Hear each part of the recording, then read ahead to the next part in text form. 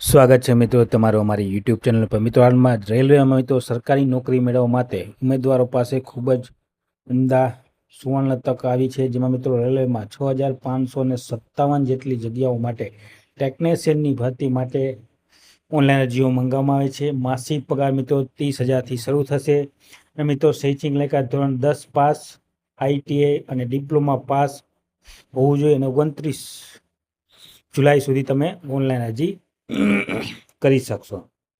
હવે મિત્રો વિગતવાર જોઈએ તો મિત્રો રેલવે રિક્રુટમેન્ટ બોર્ડ દ્વારા ટેકનિશિયનની 6557 પદો પર નવી ભરતીની જાહેરાત કરવામાં આવી છે।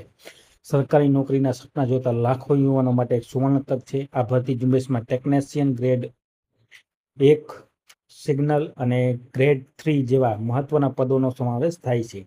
જે ઉમેદવારો લાંબા સમયથી રેલવેની કારકિર્દી બનાવવા માટે સજ્જ હતા તેવા ઉમેદવારો પસંદગી પામેલ ઉમેદવારોના ગ્રેડ મુજબ 19,900 થી 29,200 સુધીનું આકર્ષક વેતન મળવાપાત્ર રહેશે। યોગ્યતાની વાત કરીએ તો ધોરણ 10 પાસ સાથે ITI અથવા એન્જિનિયરિંગ ડિપ્લોમા ધરાવતા ઉમેદવારો આ ભરતી માટે પાત્ર ગણવામાં આવશે। રસ ધરાવતા ઉમેદવારો વિલંબ કર્યા વિના સત્તાવાર વેબસાઇટ મિત્રો જે પણ ઉમેદવાર ઓનલાઈન અરજી કરવા માંગતો તેની તો RRBની ઓફિશિયલ વેબસાઇટ www.rrbapply.gov.in ઉપર જઈ તમે ઓનલાઈન અરજી કરી શકશો। ઓનલાઈન અરજી કરવા માટેની જે તારીખ છેલ્લી છે તે મિત્રો 29 જુલાઈ 2026 સુધી તમે ઓનલાઈન અરજી કરી શકશો।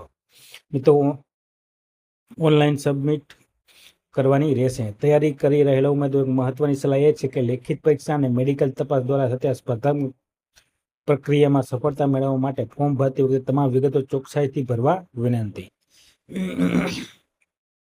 શૈક્ષણિક લાયકાત જોઈએ મિત્રો જે ફરજિયાત છે તો મિત્રો ટેકનિશિયન ગ્રેડ 1 સિગ્નલના પદ માટે ઉમેદવારે ફિઝિક્સ અથવા ઇલેક્ટ્રોનિક્સ અથવા કોમ્પ્યુટર સાયન્સ અથવા ઇન્ફોર્મેશન ટેકનોલોજી અથવા ઇન્સ્ટ્રુમેશન વિષયો સાથે બેચલર ઓફ સાયન્સ BSc ની ડિગ્રી મેળવેલ હોવી જોઈએ અથવા આ સંબંધિત ક્ષેત્રમાં એન્જિનિયરિંગમાં 3 વર્ષનો ડિપ્લોમા કે ડિગ્રી ધરાવતા ઉમેદવારો પાત્ર ગણવામાં આવશે। બીજી તરફ ટેકનિશિયન ગ્રેડ 3 ના પદ માટે ઉમેદવારોએ ધોરણ 10 પાસની સાથે સંબંધિત ટ્રેડમાં ITI કરેલ હોવું ફરજિયાત છે। તો આ પ્રમાણે મિત્રો રેલવેમાં 6557 જેટલી ટેકનિશિયનની ભરતી માટે ઓનલાઈન અરજીઓ મંગાવવામાં આવે છે।